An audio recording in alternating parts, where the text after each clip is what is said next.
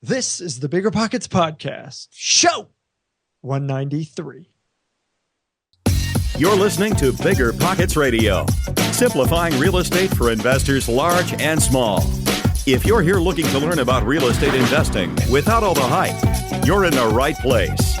Stay tuned and be sure to join the millions of others who have benefited from BiggerPockets.com, your home for real estate investing online. What's going on, everybody? This is Josh Dorkin, host to the BiggerPockets Podcast, here with my co-host, Mr. Brandon Turner. What's up, man? Yeah, not much. What are you up to? I'm actually speaking later on today at the Denver Startup Week. So those of you listening, will this will be a week old. But yeah, I'm going to speak on a panel about building your business, whether you should take money or bootstrap. And fancy. I, of course, bring in the yes, you should bootstrap angle. Nice. And I heard you're going to meet the governor or something like that soon. That's fancy. I don't know that I'm meeting the governor. I was invited to a dinner that the governor will be attending. Josh, the big I'm sure deal. I am one of 5,000 people there. No, it's going to be 6 of you at a Burger King. It's going to be amazing. Well, now that would be fun. Come on, that's cool. One of many hundreds or thousand. Yeah, whatever. It's still an honor. Good job for being a big deal. Thank you. I'm a whole big deal of nothing. But yeah, man. No, things are good. We've got lots of cool stuff. We actually just brought on our graphic designer here at BiggerPockets full time, and next week we've got a new product designer coming on board. So lots happening. We still have a bunch of positions open at BiggerPockets. And if you are looking for a job, check out biggerpockets.com/jobs, and you could find out what is currently available. Even if you're not looking for a job, we would take you anyway. So biggerpockets.com/jobs. I don't know about that. Well, I will steal good talent anywhere. Yeah, all right. Yeah. How about you? What's cooking? Same thing I do every night, Pinky. Trying to take over the world. What's that from? Gee, Blaine. Do you know what that's from? Did I not just respond to? Oh yeah, you did. I didn't get what you said. Your accent was terrible. Yeah, I didn't think anybody knew what that was from. It's Pinky's accent. Okay, Blaine. Yeah. Okay, so that's Pinky and the Brain. Yeah, yes. Pinky and the Brain. I love that. One of my favorite little cartoons. That's really funny that you knew that. I was actually I did not think you would know what that was from. Oh, I was even gonna like tease you for not knowing. And the Brain. Yeah, that was a great show. Anyway, one is a genius. Oh wait, it's just like us. It's just like us. Others insane. We should. Right. We're Pinky. Yeah. Whatever. I don't think I'm Pinky. I think you're. Actually, Pinky was the tall one, and Brain was the grumpy one. So I don't know. All right, moving on. Today's show is fantastic. I really like today's show. It was with a guy named Steve Garner. Steve he's just doing really good stuff, buying single families, buying multifamily. Got some really creative ways of finding deals. And towards the end of the show, we talk about his goal setting process. You guys are going to love this. Something I've never heard before.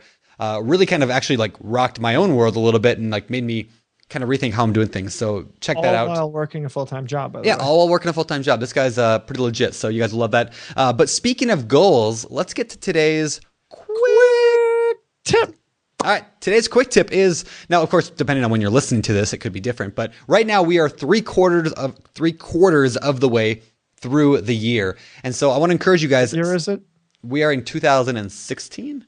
Just making sure. Yeah, when you get old, you start losing that. But anyway, I forget what year it is. But anyway, 2016, and my quick tip of the day is look back at your goals that you set January 1st, that you probably did, or early January. What did you have goal for this year? Look at where you're at and then adjust accordingly. Are you ahead of schedule on the number of properties you wanted to buy, or the number of direct mail letters you wanted to send out, or the number of connections you wanted to make? Whatever your goals were, evaluate. Yeah, I love it. I love it. Yeah, get out there and do it, because first off, if you're not doing that, why don't you sit down and start writing goals? Set end of year goals for this year. It's a great start. What am I going to do in the last quarter of this year to help me accomplish what I'm trying to accomplish?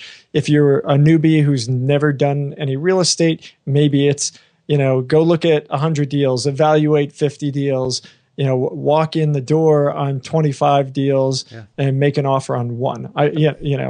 Whatever it is, track it, use the tools on BiggerPockets, like our calculators and other stuff to help you out. But set those goals, create those goals, and then see where you are. And as Brandon said, you make adjustments to ensure you're accomplishing what it is that you're trying to do. If you're not mapping, if you're not planning these things out, how are you going to get it done? Yeah, you're just living reactively, and that's exactly. not cool. So exactly. Good. Oh my God, I can't talk. Good, quick tip. All right, brain. Yeah, let's go. So with that, let's get to the guest. You want to introduce him? Of course. All right, guys. Steve Garner. He's a real estate investor from North Carolina. Good guy working a full-time job that he loves and does not want to leave. And all the while, he's building up a really nice portfolio. I think he's at 19 or 20 properties, 20 units at this point. And he's working, what do you say, about 10 hours a month on his business, which is great. I mean, it means that anybody can do it. If you say, I don't have the time, well, you do. You can do it. Yeah, you can do it. So let's bring him in. Steve, welcome to the show, man. It's good to have you here. Thanks a lot. I look forward to this. Yeah, this should be fun. And I know, Steve, you listen to the show, right? I listen to every one of the shows, and I've gone back and listened to all of them. All right. Nice. That's good. So you know what's coming. You know the harassment you're about to get. Yeah. Do apologize for that. So why don't we start with the question I like to begin with is, how did you get started with real estate? I had always been interested in real estate, even back when I was in college. I still have my Carlton Sheets cassettes, nice. but I never did anything with it. I, got out of college, went to work, and started putting money into 401k. So really what happened there is when the economy tanked, our company was looking to cut expenses everywhere possible, and they cut out doing the match on the 401k. So I thought that was a perfect opportunity for me to set that money aside and start learning about real estate. And so started going to a RIA, found BiggerPockets, started learning and saving during that year, and I got up the courage to buy a foreclosure and kind of caught the bug.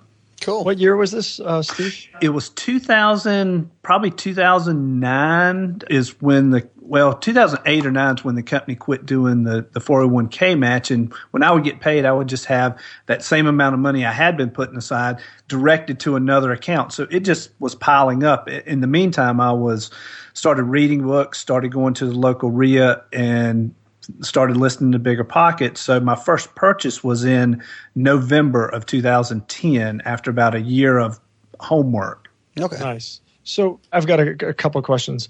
One, you talked about getting the courage to get into it and to get started.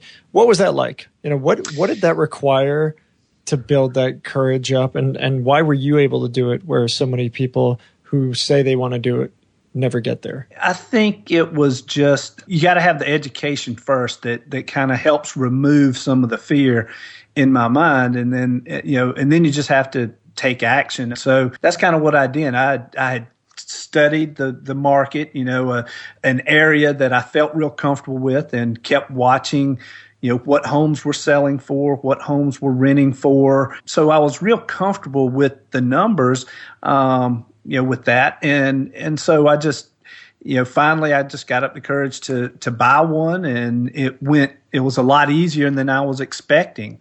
And so, my wife and I thought, we'd always heard the horror stories about the bad tenants and the way they don't take care of things and pay late and call you all the time. And we just didn't experience that. We bought the house, we fixed it up, we got it rented, and off we went. And so we just kept piling up that money from that rental, as well as, the money we were saving anyway. We just didn't touch any of that. So we just wanted to continue to build. And, it was a year after that we bought our second property.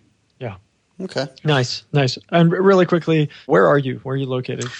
I'm in Wilmington, North Carolina, which is, most people know where Myrtle Beach is. I'm 60 miles north of Myrtle Beach in North Carolina. Wrightsville Beach, Topsail Beach, Carolina Beach, that area. Okay. Cool. And what's the typical purchase price look like in that area? Like maybe the first deal, what did you buy it for?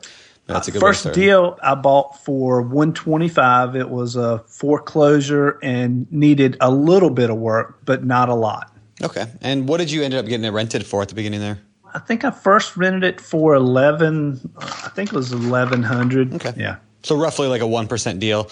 And then you were self-managing it, correct? Correct. Yep. I was self-managing. And really all it needed is paint, and there was vinyl, at the front doors and kitchen, and I had that replaced with tile. That's one of the things I do because I'm a long-term buy and hold investor. I try to rent-proof them. I don't put carpet or vinyl. I tile and LVT, things that are going to last. Yeah, that makes sense. I do more. I wish I could do more tile, but I live up in the Pacific Northwest, and it's so abnormal to have tile anywhere that there's nobody who does it. So to get a tile guy, it's like $30 a square foot. So I just don't do a lot of it anymore. But anyway, I totally agree with that. Yeah, the more you can kind of tenant proof your property, make it indestructible, that helps. It definitely helps a lot. Hey, really quick, Steve, you said it was a foreclosure, so it sounds like it was an REO. Is that right? Yes, here and maybe everywhere. It seems like a lot of the REOs, what they were doing is they would go in and kind of lipstick them. They would put new carpet in and paint them, but you had to pay attention because some of the faucets may not have been hooked up. They looked okay, but you still needed to go through them and look at it closely. And that's what this was. So it had been completely painted, had new carpet. They just didn't replace the vinyl, and it had spots and so forth on it. So gotcha. For those people listening who don't know what an REO is a property that was foreclosed upon by the bank, and they basically all the liens are clear, right? So you don't have to go to an auction and worry hey, is this property going to have some liens? Am I going to end up bidding on a property that is going to cost me more money? What you pay for is what you pay for, right? You get what you pay for. I know they were doing some work on REOs across the country. A lot of folks were doing that to bring it to more of a state where our buyer's going to come in and get it.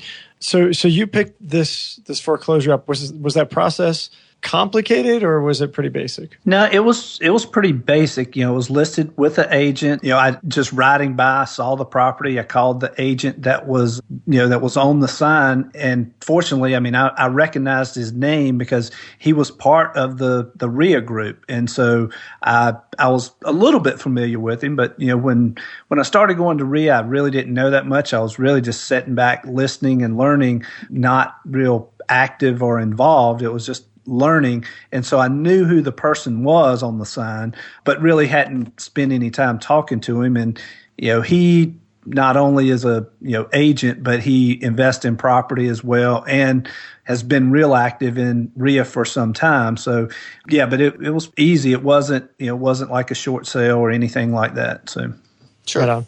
Sure. You mentioned the RIA a couple times here. Can you explain to those people who have never heard that term, what is a RIA, and also what are some tips for getting the most out of that? RIA is your local real estate investors group, and most areas have one. And depending on where you are, it probably depends on the amount of people that show up. Ours meets once every month, second Thursday of the month, and just local people get together. Some of them are flippers, some are buy and hold. There's usually agents, real estate agents that attend. There'll be brokers mortgage brokers that attend.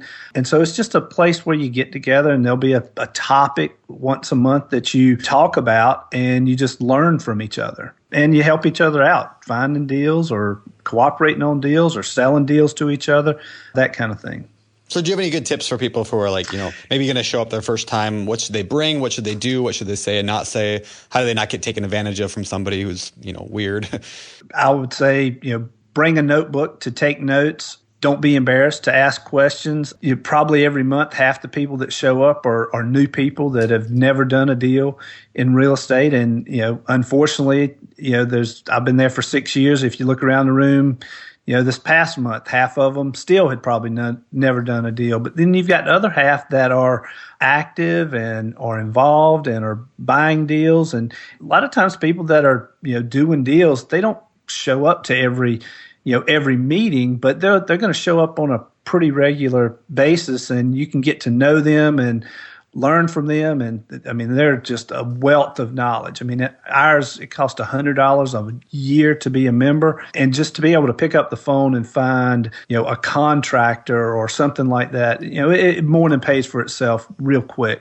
Yeah. Yeah. I enjoy local real estate groups because it's a good place to find, like you said, find local. I mean, hey, I need a contractor. Anybody got one? And people are like, yeah, I got this guy, John. He's great. It's good for things like that. Yeah, people want to find local real estate groups in their area. Just to let people know, they can go to biggerpockets.com/events, EVENTS. And a lot of the real estate clubs around the country put their events there. And if you are listening to this and you go to a event, a regular event, talk to whoever's in charge and make sure that they're listing their event monthly or whenever it is on BiggerPockets events. I mean, there's thousands of people going there. So, I mean, we want to, as BiggerPockets, we want to help take the online world to the real world and, help people succeed in whatever way we can. So, again, biggerpockets.com/events. So, all right. So what came after this first deal? You got this thing rented, you moved on, and you said a year later you bought your second deal. What did that look like? Yes, actually, it's the same neighborhood. It was right around the corner. This one happened to be on the Home Path program, which I think that program's still available, but I think it seems like they're winding it down. That program, first-time home buyer, I think only has to put down 3%, and there's no PMI, and I guess the government helps subsidize some of the things. All right, so you were saying, Home Path program, which I know, I'm not a lender, but I know Home Path, it was a big thing, and they are winding it down. A lot of it's already shut down, I know. And part of it they're not doing anymore. Anyway, people can learn more about that. Just search Home Path on BiggerPockets. You'll find some good stuff. But anyway, so you bought that property. What was that thing? Yeah, that was a 3-2 right around the corner. I bought it for $134. I only had to put 10% down, $13,000 into it, and it cash flowed well. I think back then the interest rate, they do charge you about a 0.5% more interest rate. Back then the rate was, I think, 5.5%. Since then, I've refinanced it and brought the rate down, to 4.5%. So it was a good deal to get into. Same kind of deal. They had gone in, new carpet, new paint. I think I had to replace the dishwasher, maybe put in a garage door opener, but it was very minimal. What was it renting for? Do you know? I think $11.50. So it's a little bit less than the 1% deal, maybe 0.8 or whatever. I guess the thing about it is it just didn't need any the roof is good, just didn't need any kind of repairs. And I kind of look at a cash on cash return. So I paid more for that one than I probably would pay today, but I was looking at the cash on cash return and not, that was my main criteria. At that point, I was still learning. So, and sure. I still am learning.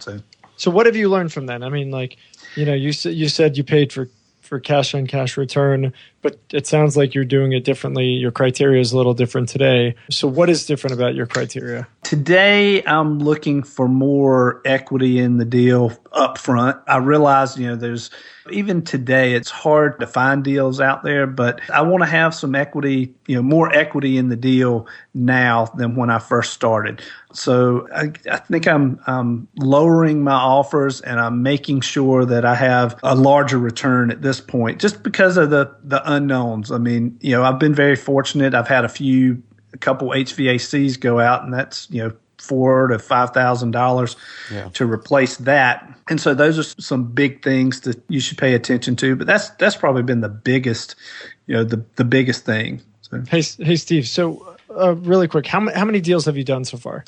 Total of 11 deals. That 9 single family homes, 1 condo, and then most recently I bought a 10 unit townhome.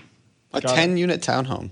Okay, yeah. I want to talk on that here in a minute, but before we do, so we kind of that's how you, I guess that's the size of your business. Now, how do you typically how do you find deals that you've got so far?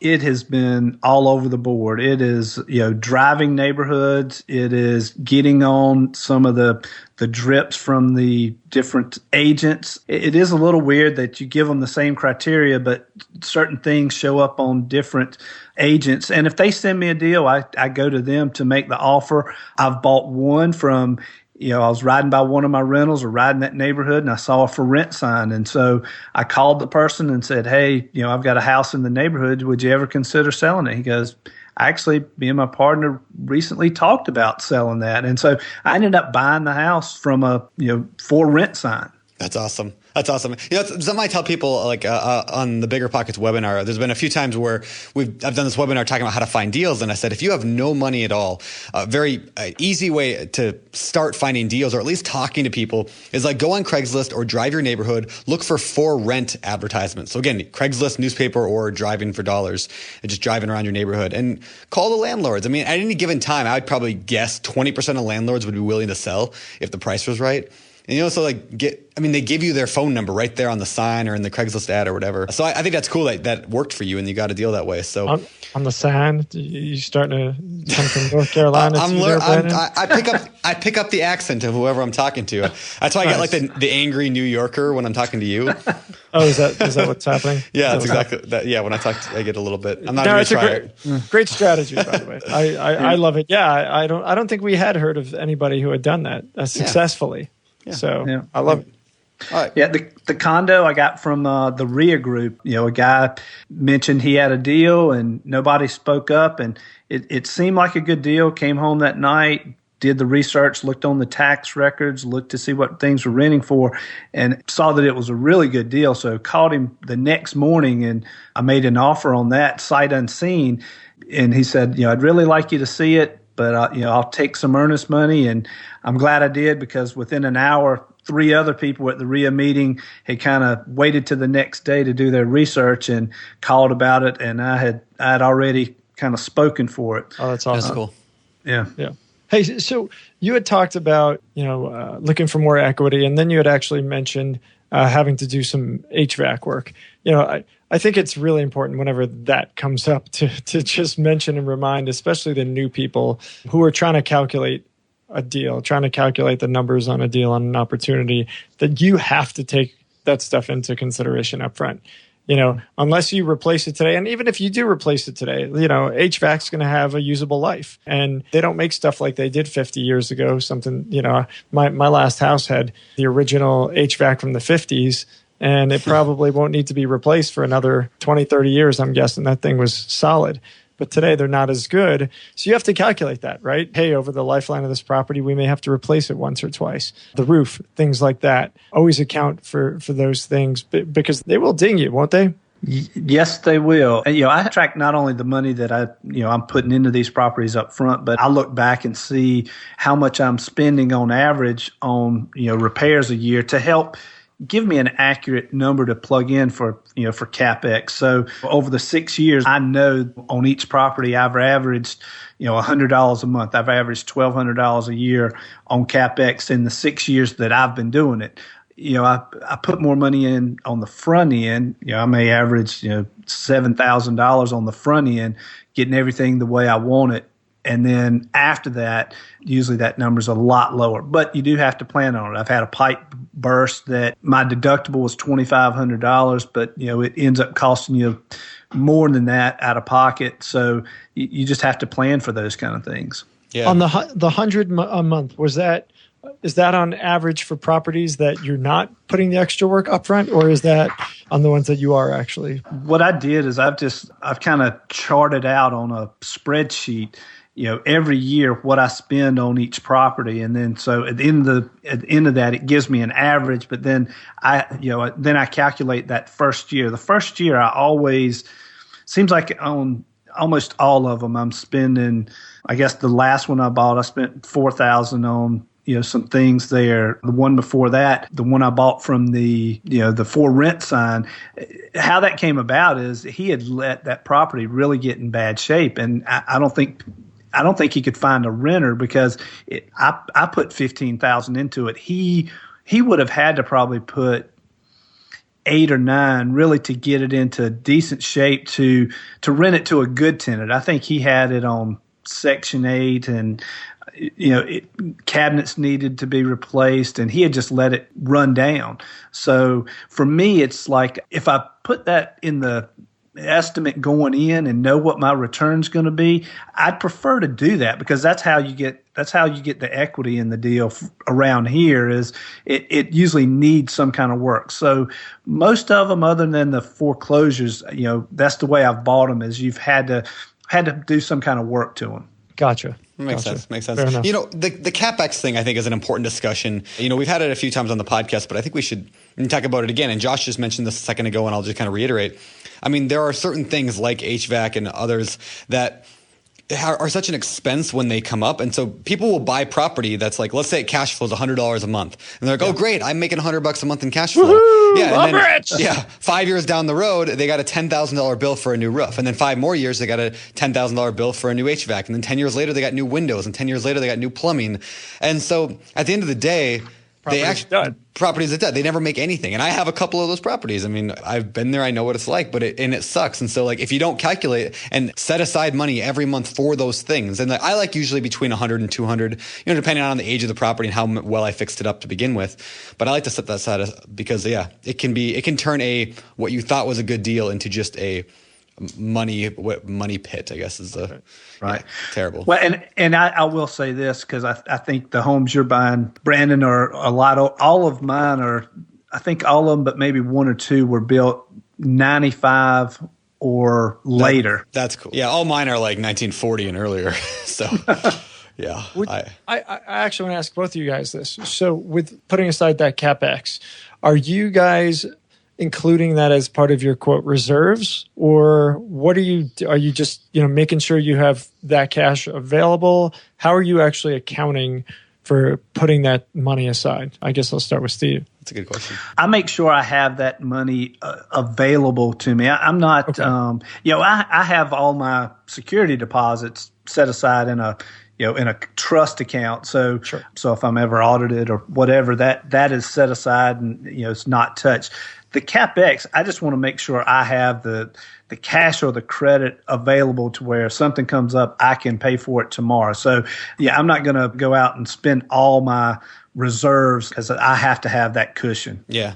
I'm actually probably pretty similar. Like, I don't necessarily take every month a chunk of my CapEx budget and put it aside, except for my partnerships. A lot of my partnerships I've worked with people, we actually do that because I want to make sure that if something ever went bad on the partnership, like I wouldn't have to go to the partner and be like, hey, there was this problem and we needed you to write me a check for $5,000. But on my own life, I'm like, okay, well, if something went wrong, I expect it, so I can write a check for my own checking account if I had to. So yeah, I'm kind of the same way. Well, let's continue on this line here. So we're talking about CapEx and talking about reserves. Brandon, you said you calculate $100 to $200. Steve, you said it adds up to be about $100, give or take. What other reserves would people want to have cash available for?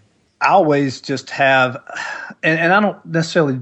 I hate a lot of cash sitting in the bank, not doing anything. I want to either pay down debt with it or something like that. So for me, what I have a few different lines of credit that they're just non-secured. You go to the bank, but those also allow me to do, if a deal pops up, I have the line of credit that I can use for that. I mean, I've gone to 2 different banks, and I think I may have heard one of your guests talk about it. I mean, the time to get credit is really when you don't need it. Yeah. So right now I don't need it, but I go there and I get a line.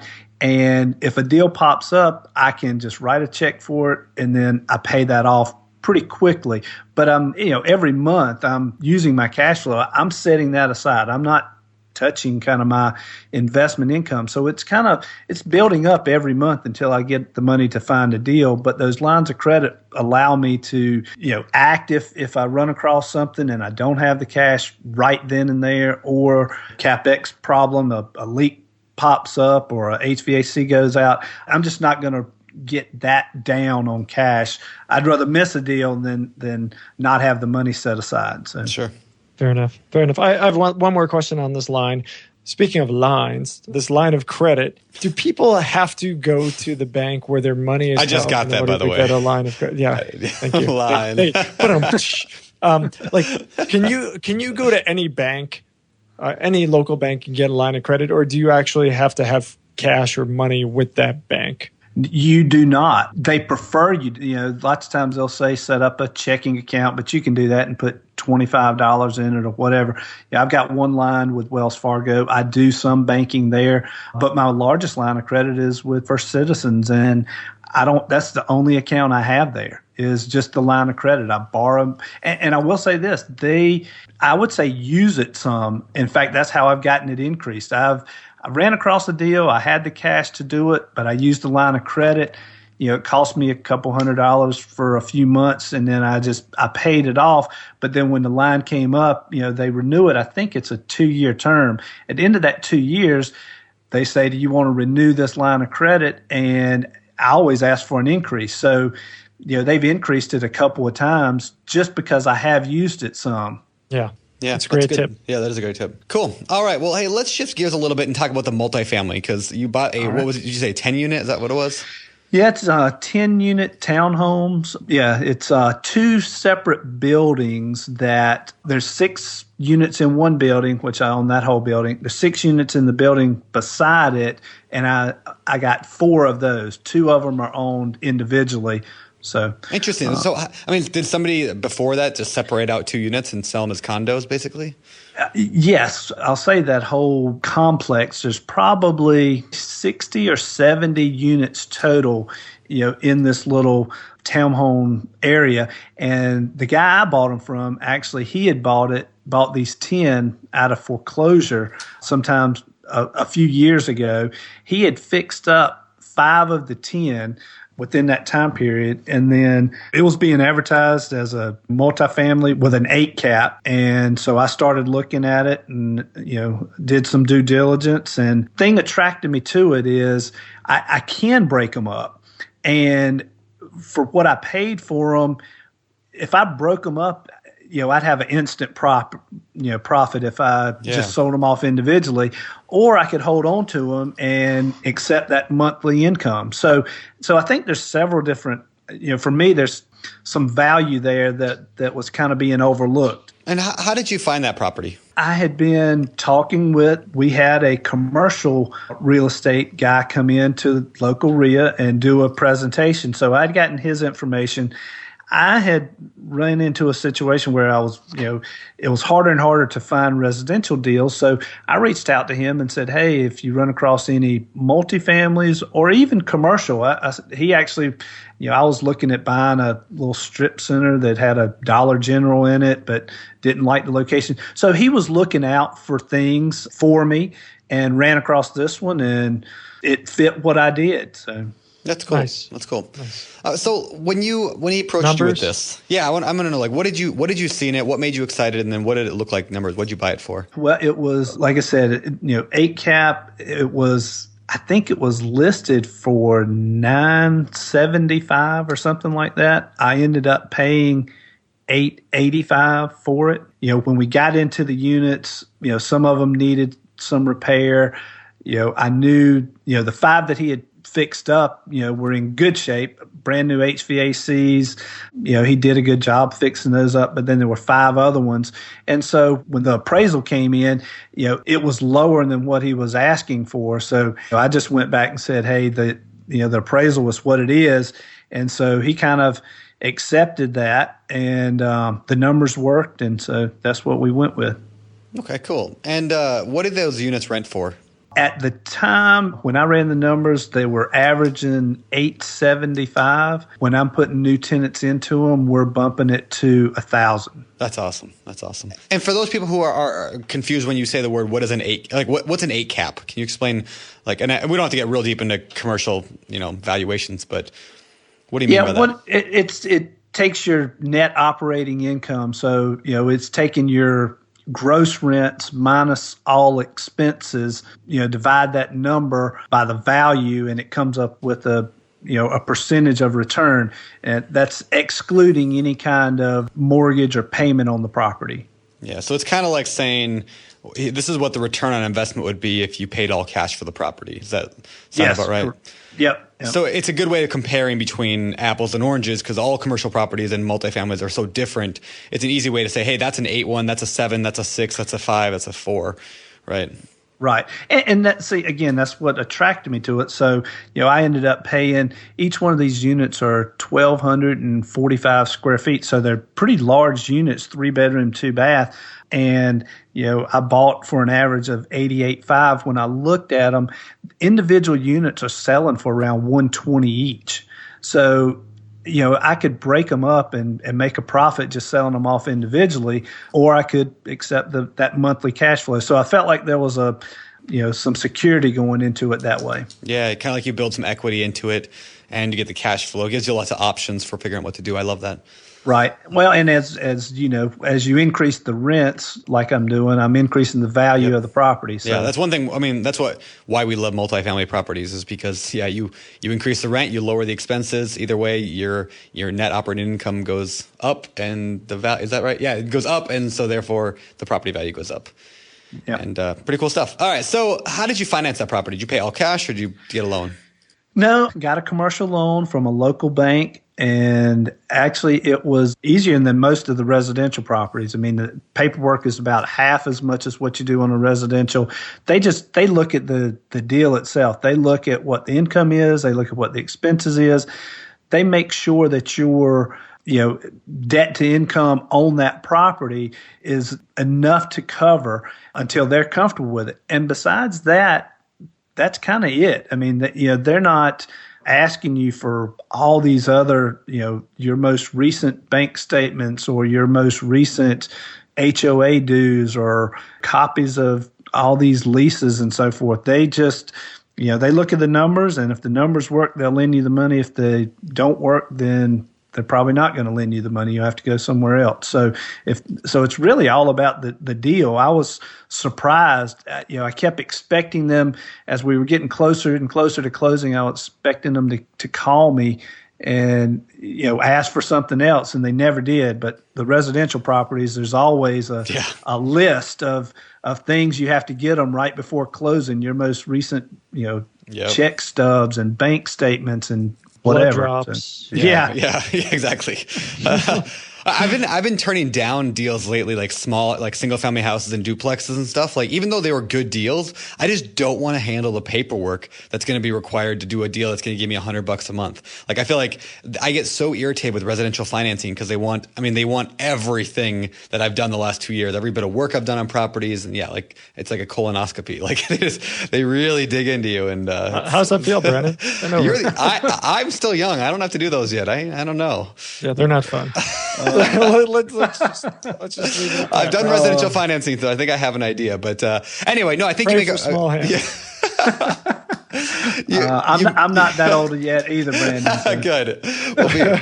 All right. So I think you make a super valid point there. I mean, commercial lending can be a little bit easier, potentially at least less paperwork. I was also surprised when I got a refinance on my 24 unit. Same thing. It was like way less paperwork. So, all right. So let's shift gears one last section and talk about, before we move on to the fire round, managing your properties.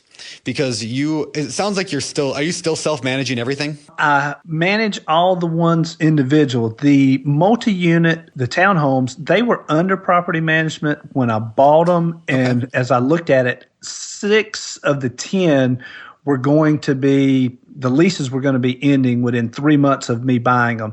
I work full time. I've got a great job. I love what I do. And I knew I was going to be traveling during that time. So I left them, and they currently are. I still left them with property management. We're still kind of, I'll say, feeling ourselves out with that because for the most part, they do a good job. When I did my walkthrough, one of the tenants really didn't take care of the property, so I informed them that when the lease was up to get her out and fix the place up, raise the rent, and get somebody better in there.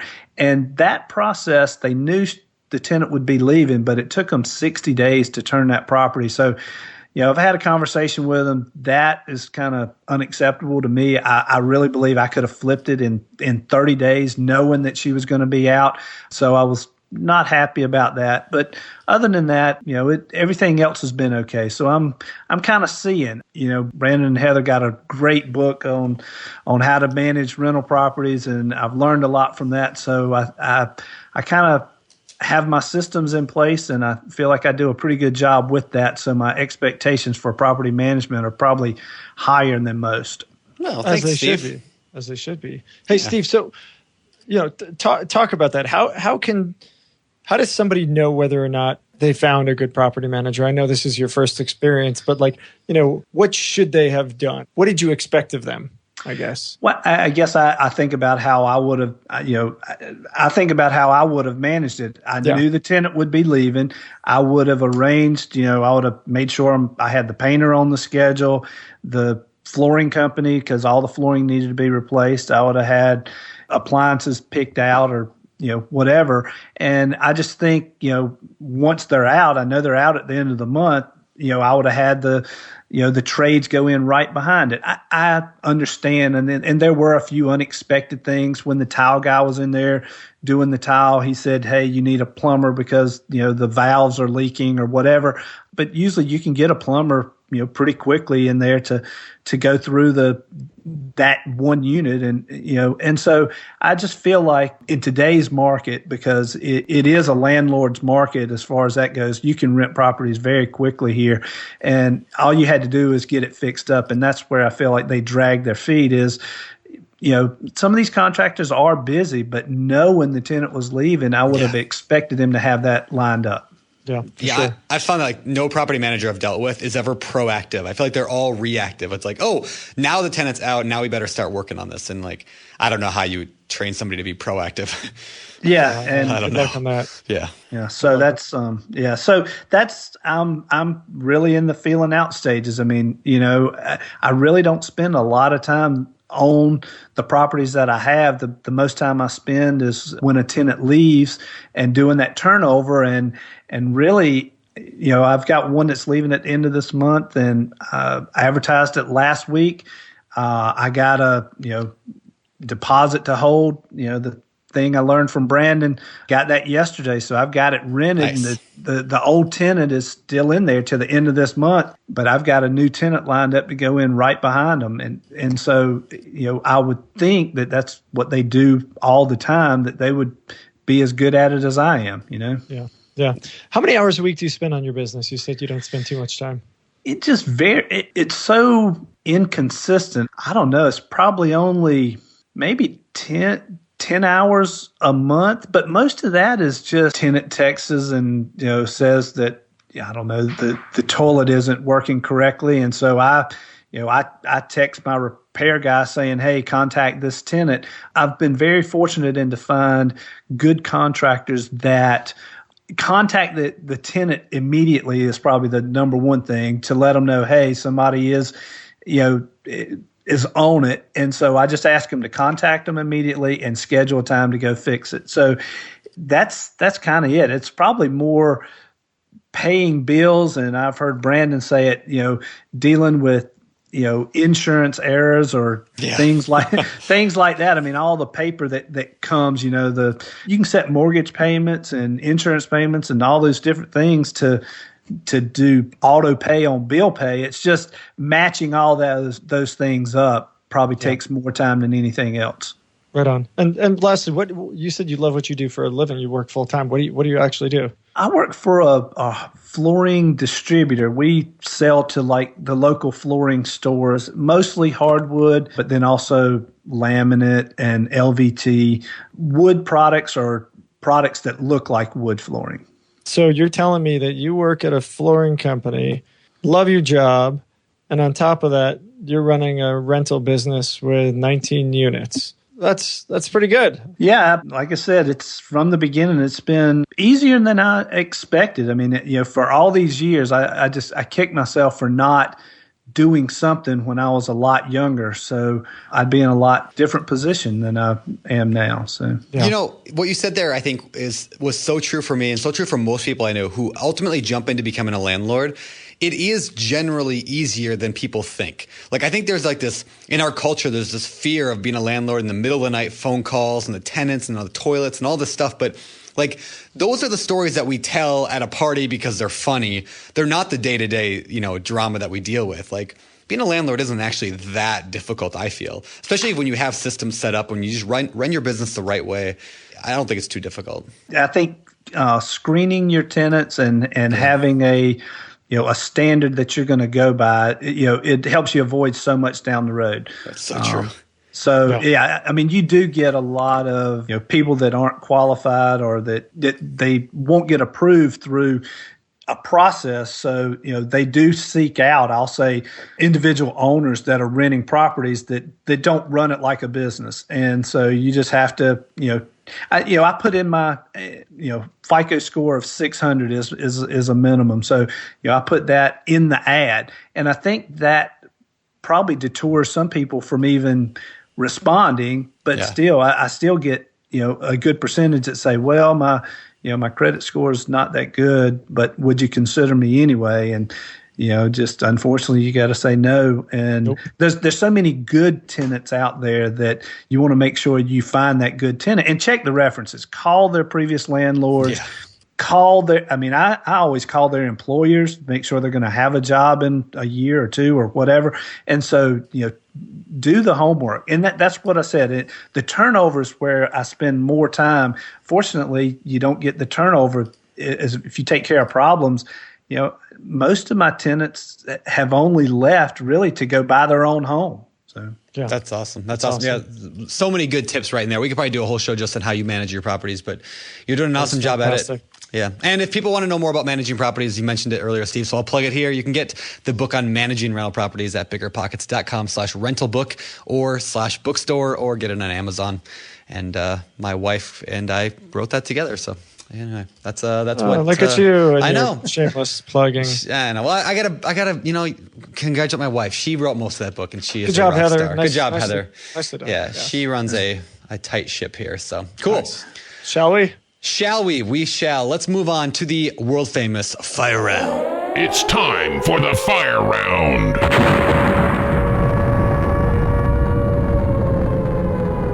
All right, the fire round. These questions come direct out of the BiggerPockets forums, and we're going to fire them right at you, Steve. Where do they come from?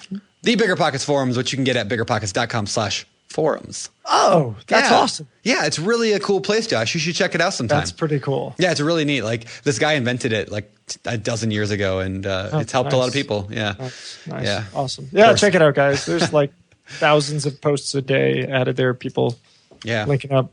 Yes. All right. So these are some of the questions that people have asked. So let's see what you got to say, Steve. Number one, is there anything specific that you do to make sure you reach your goals and that goals will motivate you? Like, what do you do for your goal setting in your life?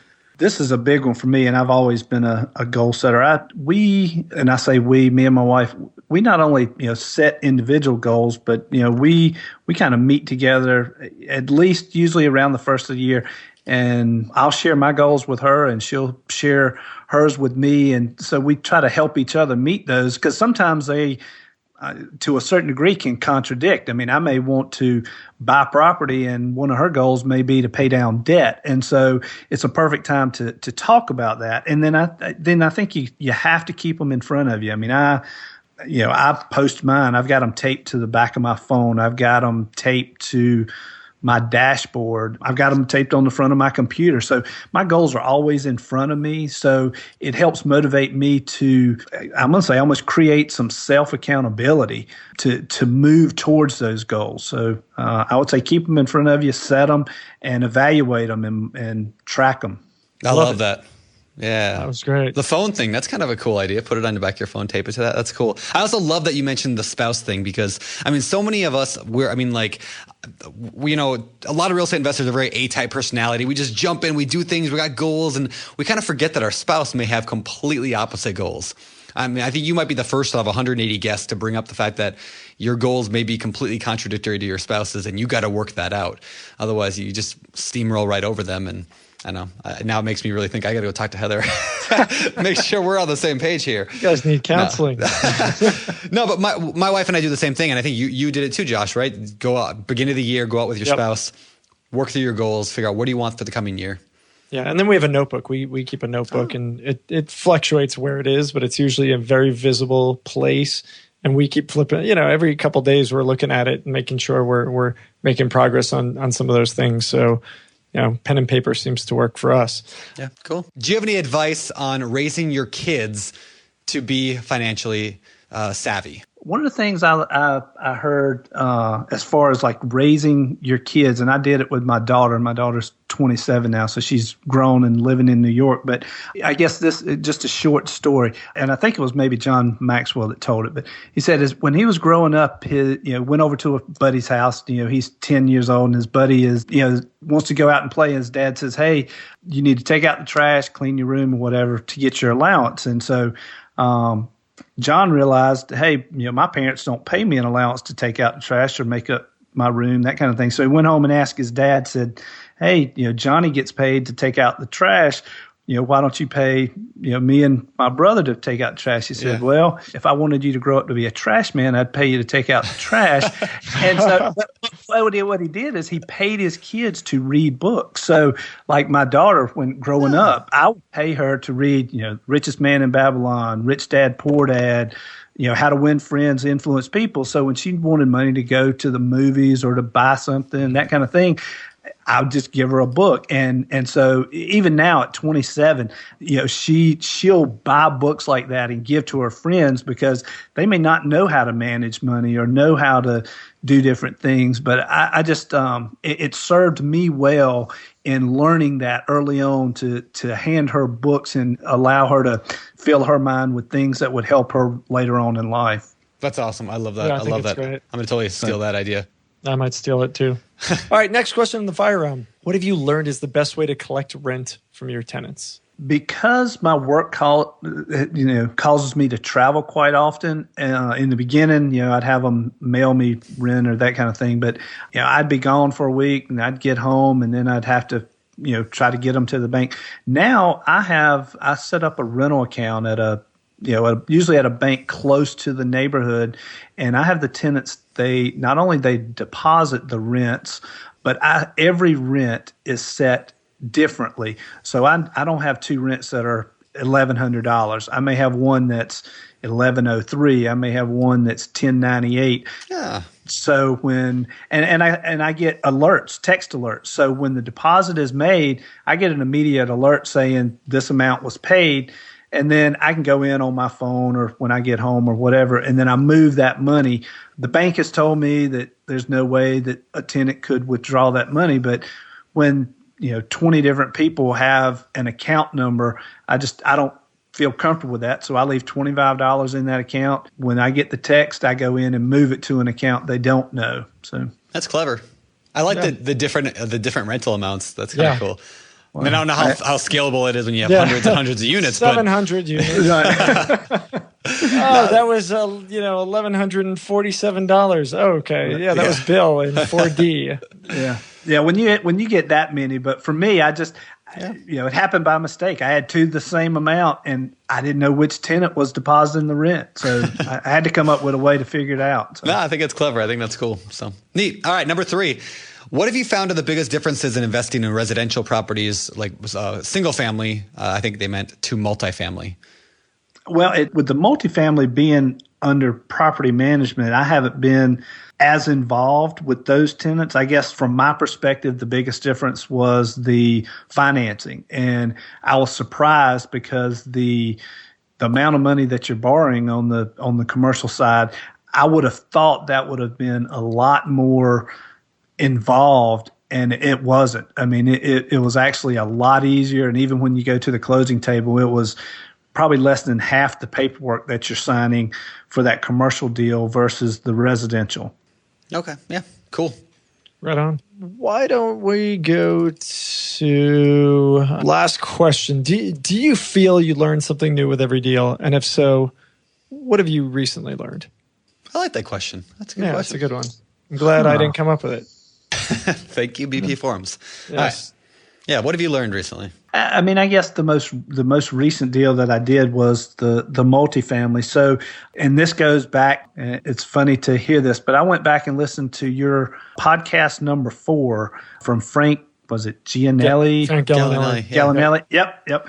And so you guys were just getting started. And so I wanted to listen to something about commercial property. And so he goes back, he does a good job of talking about how how value is determined on that commercial property. And so I never really had to do that with the residential. So learning the cap rates, learning how that value is, and that's what helped, I'm going to say, make me feel comfortable even doing that deal, realizing that, hey, this is calculated this way because of the net income. I could break these apart and sell them individually. And so there's some real value here that's really not being calculated into this number or a cushion. So anyway, I guess that's the big thing that I learned on this most recent deal. Cool. Right on. I should go back and listen to that one again. That's been, a couple of years since I heard that episode with Frank, but I remember that was a good one. So it was. And we were terrible. We didn't know what we were doing. Yeah. I mean, we still don't know what we're doing. We still don't know what we're doing. Anyway, very cool. All right. Well, I love the fire round. So before we get out of here, let's shift gears one last time and hit up the Famous Four. All right. These are the same questions we ask every guest every week. So you've heard them 190 sometimes now, if not more. Number one. Steve, what is your favorite real estate book? I'm going to say the Millionaire Real Estate Investor by Gary Keller. Cool. It motivated me to get started, and it just showed how many different ways you could be involved in real estate. Now, Rich Dad Poor Dad is a great one too, but that's got to be the number one. And then to help, if you want to do buy and hold, I mean, no joke. The book you and Heather did on managing rental property, there are some other good ones out there, but that is the best one that I've read. Landlording on Autopilot's pretty good, but really just setting up the systems. Those are the real estate books, I'd say. Well, thank you. And Mike Butler's book, Landlord on Autopilot, that helped us a ton when we were getting started. So nice. Good. Cool. All right. Favorite business book? This one is, I don't think I've ever heard anybody mention it, and I'm going to say it's kind of business related. It's actually called The Success Journey by John Maxwell. It's not necessarily a business book, but what it does is it's a book about, finding, knowing your purpose and growing to your maximum potential and sowing seeds to benefit others, that kind of thing. So what it's done for me is it helped me get on the path of learning and growing and continuing to push myself to be better. And so I'd say that was the one, just because it motivates me to do a lot of reading and listening and that kind of thing. Cool. Right on. What about hobbies? What do you do for fun? Well, I work full time, so real estate is kind of a hobby, even though I run it like a business. But my wife and I, we love to travel. Since we live here on the coast, we like to go stand up paddleboarding. We nice. Like to work out, play golf, that kind of thing. Fun. That's awesome. Yeah. Cool. All right. Last question of the day from me, anyway. What do you believe sets apart successful real estate investors from all those who give up, they fail, or they just never get started? First, I think you have to, I said it earlier, I think you have to learn, a continual learner. But then beyond that, you can't just learn it. You have to take action. So it's turning that knowledge into action. And, I heard somebody say this a long time ago, the difference between where you are now and where you'll be in 5 years is really the things that you put in your mind, the things you listen to, the things you watch, the things you read, and the people you associate with. So, if you want to grow or want to do something, that's the kind of thing you need to put in your mind, and you need to take action on that. Love it. Yeah, I love it. That's really good. It's really good. All right. Lastly, where can people find out more about you? How do they link up with you? BiggerPockets. I don't have website or anything, but just look me up on BiggerPockets. Cool. And we will link to that in the show notes. You can find the link to Steve's profile and everything else we chatted about on the show notes at biggerpockets.com/show193. Steve, thank you very much. Really do appreciate having you on the show. Lots of luck to you going forward with the business. And we look forward to hearing about your future successes. Well, thanks a lot for the website. Between it and RIA, it is what helped me buy these properties and helped me learn what I've learned. So thank you for what you do. Yeah. Perfect. That's awesome. Thanks, Steve. All right. See you around, Steve. All right. Bye-bye. All right, guys, that was Steve Garner. Big thanks to Steve for coming on the show. Looks like he's building a nice little business for himself. Good little cash cow. And I love seeing how his philosophy has changed. I like his insight into management and things like that. I think he's doing a great job. And I like that he's read my book. So, win-win. There you go. It's all about you. It's all about me. Ego City. That's all this is. So I like that he's managing his properties. He's got the multifamily testing out, property management, which, is always something that you want to test out. I mean, you don't have to have property management. You can, and it's something that's going to be different for every person, but it's kind of cool he's testing that out, and we'll see. Maybe we'll have him back. Yeah? Hey, when was the last time you called somebody who had a for rent sign and asked them if they wanted to sell? Man, it's been a while. Man, I stopped hustling as hard as I used to, I'm going to do that. When's the last time you did it? Yeah. I don't know. Yeah. Never. Yeah, it's been a little while.